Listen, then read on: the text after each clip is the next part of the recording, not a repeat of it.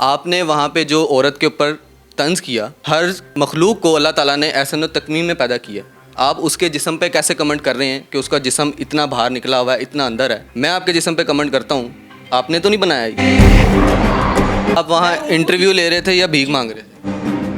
मैंने उसको कौन सी ऐसी गंदी बात की है? दुपट्टे का भी कहा है। दुपट्टे का आपको तकद्दुस का नहीं पता। आप किसको कहेंगे? अपनी वाइफ को कहेंगे, अपनी बहन को कहेंगे, अपनी बीवी को कहेंगे ना। नेशनल पॉइंट की वीडियोस को लाइक करें, सब्सक्राइब करें और बेल आइकॉन पर जरूर क्लिक कीजिए ताकि हमारी आने वाली तमाम वीडियोस आप तक पहुंच सके।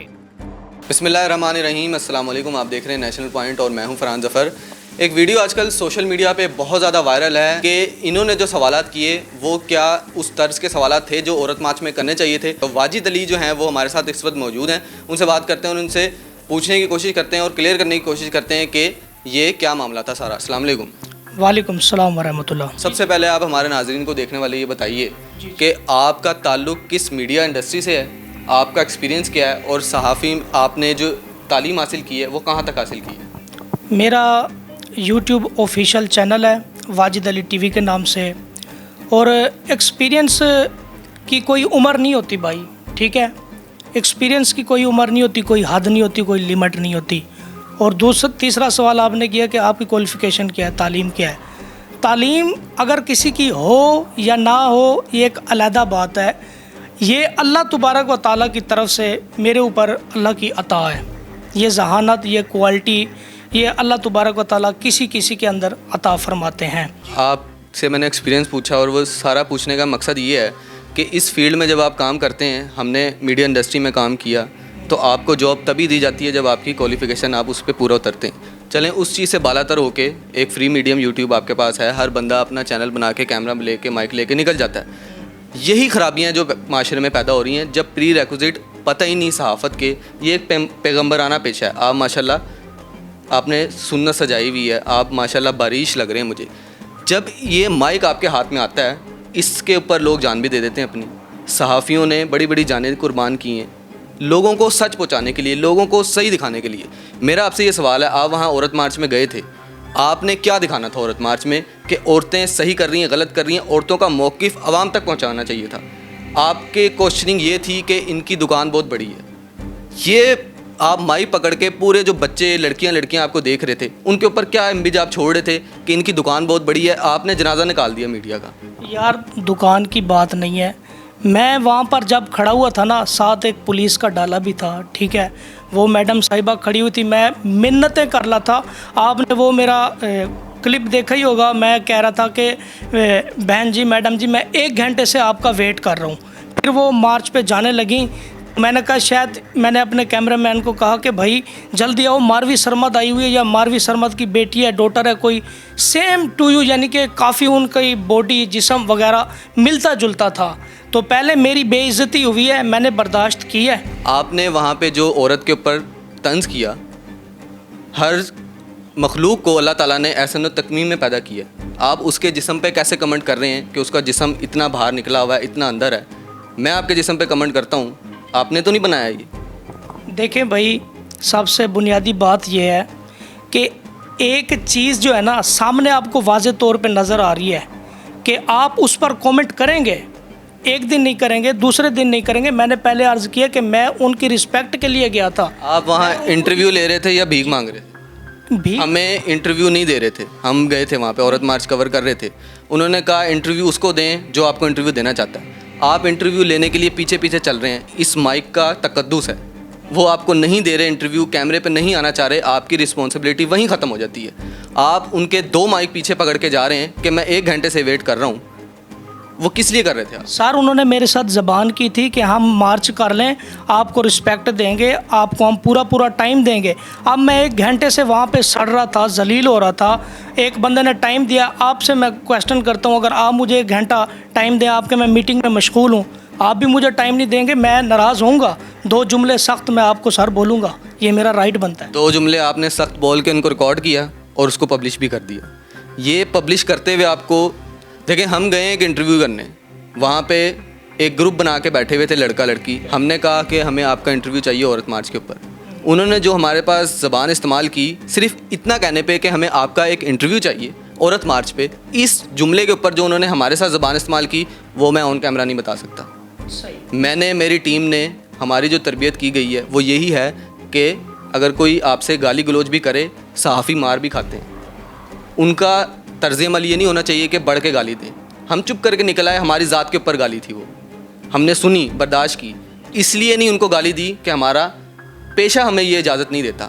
आपको अगर वो इंटरव्यू नहीं दे रहे थे, आपको उनके पीछे नहीं जाना चाहिए था। कि मैं वहाँ पर घंटा डेढ़ इन लोगों की बयान रिकॉर्ड करने के लिए खड़ा हुआ था, तो इन्होंने कहा हम आपको टाइम देंगे। बाद में मेरी ज़ात के ऊपर हंसकर कहके लगाकर चलती हुई गई हैं। फिर मुझे गुस्सा भी चढ़ा हुआ था और मुझे प्यास भी शिद्दत की लगी हुई थी। मैंने उसे ये भी कहा भाई आप 30 रुपये ले लो यार, मुझे पानी दे दो।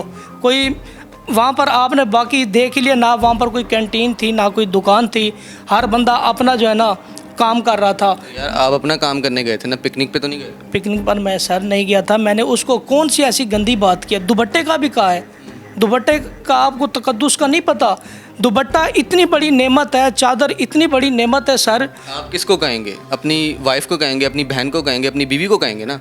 मैं किसी राह चलती औरत को तो नहीं कहूँगा यार आपका दुपट्टा नीचे गिर रहा है, आप उसको ऊपर कर लें, क्यों कहूँगा मैं? इज़्ज़तदार औरत को आप कह सकते हैं, ठीक है ना। और आप ये भी तो कहते हैं जब गाड़ी चल रही होती है, बाइक जा रही होती है, यूं क्यों कहते हैं आप कि बहन जी बाया ऊपर कर लें, चैन में ना फंस जाए? उसकी क्या वजह होती है? उसकी वजह ये होती है ये फंस ना जाए, गिर ना जाए, मर ना जाए। मर ना जाए। वहाँ पे औरतें मर तो नहीं रही थी। आपने जो अपना हुलिया बनाया हुआ है वो इतना बारिश है, मुझे बड़ा देख के आपके ऊपर रश्क भी था कि यार आपने माशाल्लाह सुन्नत सजाई हुई, आपके मेहराब भी अल्लाह ताला ने अता किया। तो इस ज़बान से, ईमान से अपने बताइएगा, ये चीज़ ज़ेब देती है? उन्होंने मुझे टाइम दिया था, बाद में कह के मारती हुई जा रही थी। फिर मैंने उनसे डिस्कस की, मेरे साथ बात भी नहीं की, मुझे तो गुस्सा चढ़ना ही था। मैंने ये सब चीज़ें जो है ना गुस्से में बात की हैं। बाकी ना मेरी उनके साथ दुश्मनी है, ना मेरी कोई उनके साथ और कोई अदावत है, क्योंकि वो दीन इस्लाम के, आपको पता है ये जो स्लोगन्स लिखे हुए थे, कुछ ऐसे ऐसे वर्ड भी लिखे हुए थे जो हमारी सोसाइटी के भी ख़राब है और हमारे माहौल से भी काफ़ी हट के है भाई। यार ना मेरा ताल्लुक़ फेमिनिज़म से है, ना मैं आपसे पूछूंगा आपका ताल्लुक़ किस पार्टी से है। हमारी असल बहस थी हमारी जर्नलिज़म पे, जो हमें सिखाई जाती है, बताई जाती है, जो हमने लोगों तक पहुंचाना होता है, हक सच पहुंचाना होता है, हम उसके ऊपर बात कर रहे थे।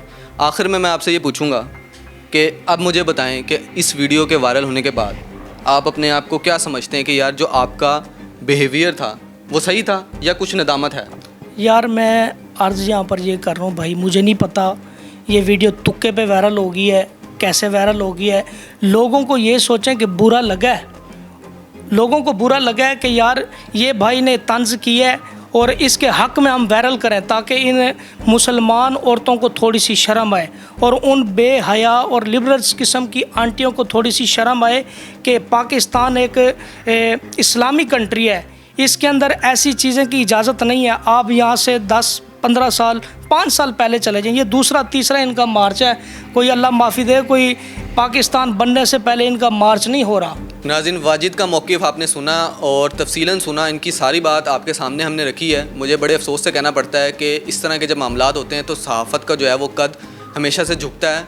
औरत मार्च में बहुत ज़्यादा ऐसे वाक़यात हुए, हमें भी ये सामना करना पड़ा गालियों का, लेकिन हमने अपनी ज़बान को महफूज रखा और इनसे भी अब उम्मीद करते हैं और इनसे पूछते हैं अगर इनको उस बात पे अपनी किसी नदामत है तो वो ज़ाहिर कर सकते हैं। और सहाफ़ी जो है ये पैगम्बराना पेशा है, इसकी कदर व मंजिल की हिफाजत हमने ही करनी है।